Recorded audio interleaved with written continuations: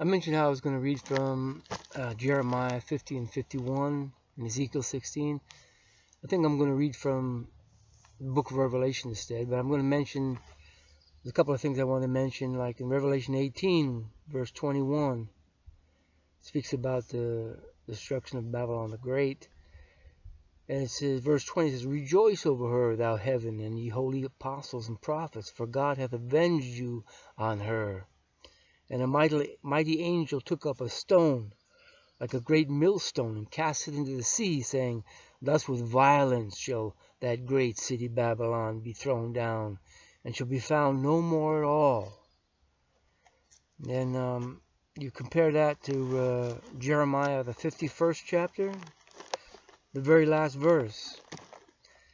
In verse 63, it says, "And it shall be when thou hast made an end of reading this book, that thou shalt bind a stone to it, and cast it into the midst of the Euphrates, and thou shalt say, Thus shall Babylon sink, and shall not rise from the evil that I will bring upon her.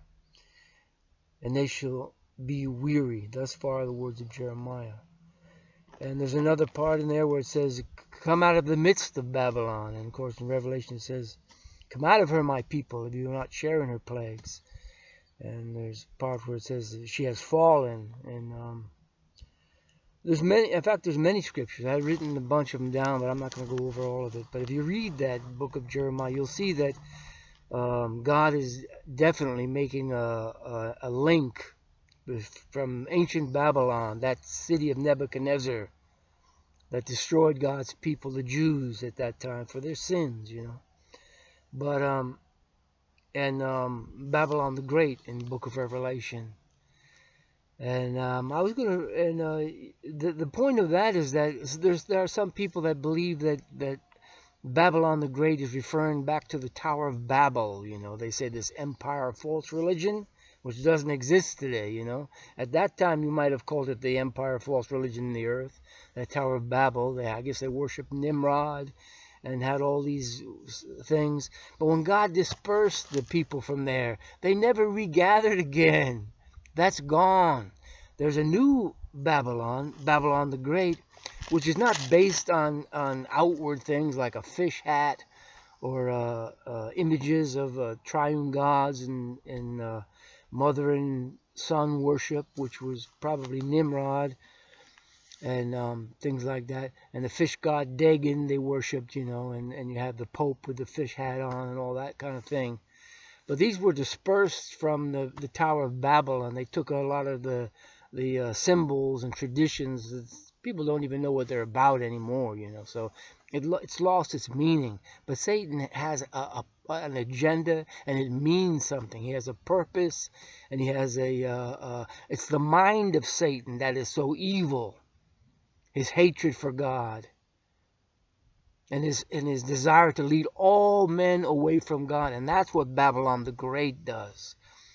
And it's connected to the Babylon of Nebuchadnezzar, not to the Tower of Babel. The Bible doesn't speak about fish hats and symbols and things like that. This is speaking about the mind of Satan, how he's the great deceiver, you see. That's where his poison is. Not in fish hats, but in his deception. And he deceives the whole world. So it's linked to this Babylon of Nebuchadnezzar, because the Jews were taken captive into Babylon, and that's when this book of the Talmud is a Babylonian. They say it originated in Babylon. So Babylon was certainly a center for the occult. You know, you've heard of the mystery religions of the East, and that's why Paul says the mystery of her iniquity doth already work. In 2 Thessalonians, the 2nd chapter. And in Revelation it says, mystery, Babylon the Great, the mother of harlots and abominations of the earth. So it all has to do with secrecy, you see. Mystery, secrecy. Everybody's compartmentalized. Not everybody is out on the secrets, you know. You have to advance up to levels and things to get up to the full knowledge. And who's at the top? It's Satan the devil. Yeah, they communicate with spirits and wicked angels, you know, and Satan himself. And it's on a need-to-know basis. That's how everything is run. People might be in the same organization, but different compartments of it, and they might not even know, you see, because they keep people dumb. On the low degrees, people are very ignorant of what's going on, you know, but they're obedient to the system and things like that, so they have a part in it. So this is what Babylon the Great is about. But I also want to show you things in Ezekiel, the 16th chapter, which is pretty interesting, you know, because it shows that it goes into this harlotry of Israel, of the nation of Israel. And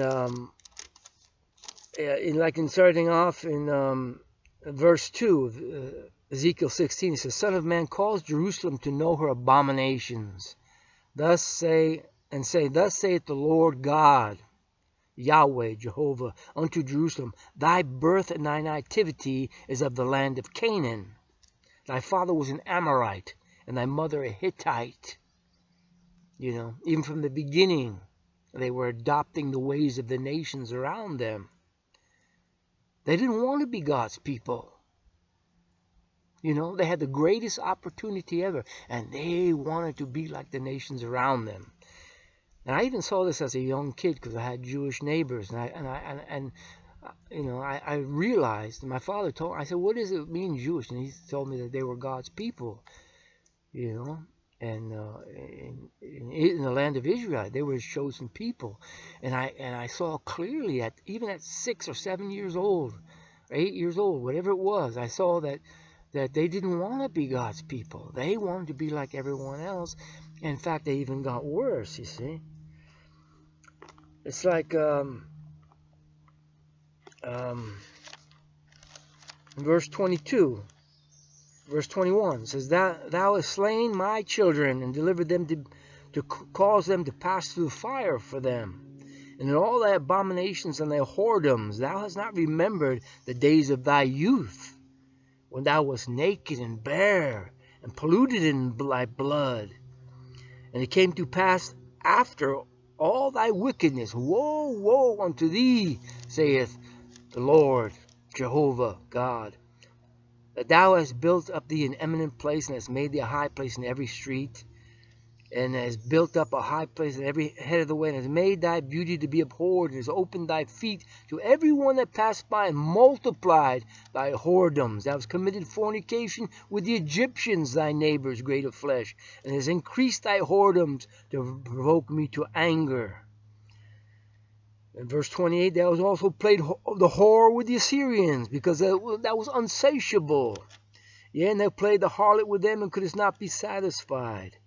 Moreover, thou multiplied thy fornication in the land of Canaan unto Chaldea, and yet thou was not satisfied therewith. You know, so actually Abraham came from Ur of the Chaldeans, which is Babylon, you know. And yeah, let me read another verse in Ezekiel 16, in verse 50 and 51, or 50, starting with 51, it says, Neither hath Samaria committed half of thy sins. Speaking to Judah now, you know. And thou hast multiplied thine abominations more than they, and hast justified thy sisters in all thine abominations which thou hast done. Thou also which hast judged thy sisters, bear thine own shame for the sins that thou hast committed, more abominable than they. And they are more righteous than thee.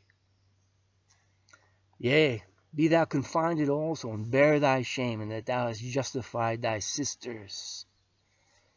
So we see that the 10-tribe kingdom and all their wickedness, right, when they went to Rehoboam, right after the tribe split, still Judah was more abominable in her wickedness. 53, when I bring again their captivity, the captivity of Sodom and her daughters, and the captivity of Samaria and her daughters, then I will bring again the captivity of thy captives in the midst of them. It's speaking about the great resurrection day, when Jesus says even the people of Sodom are going to be resurrected.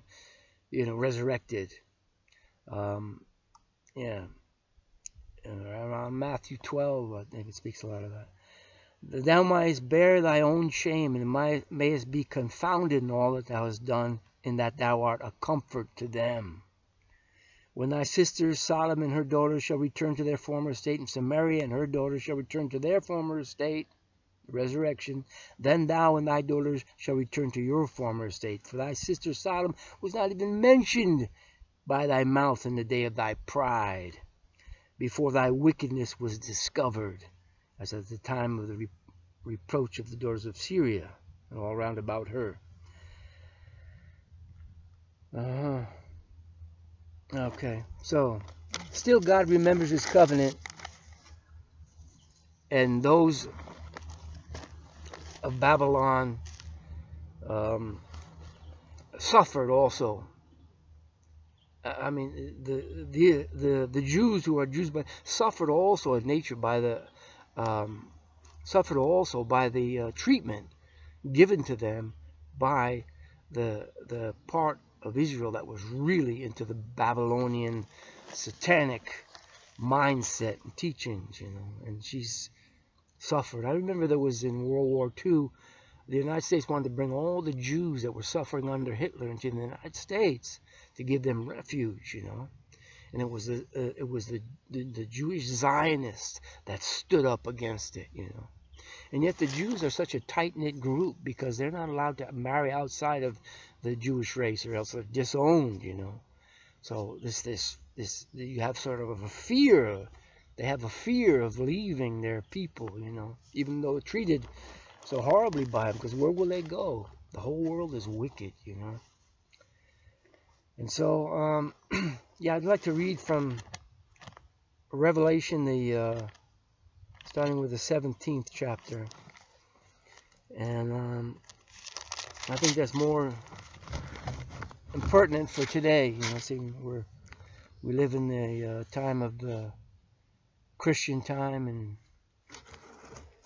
being very closer to the time of the end, So I'll stop this now, and then we'll start up again.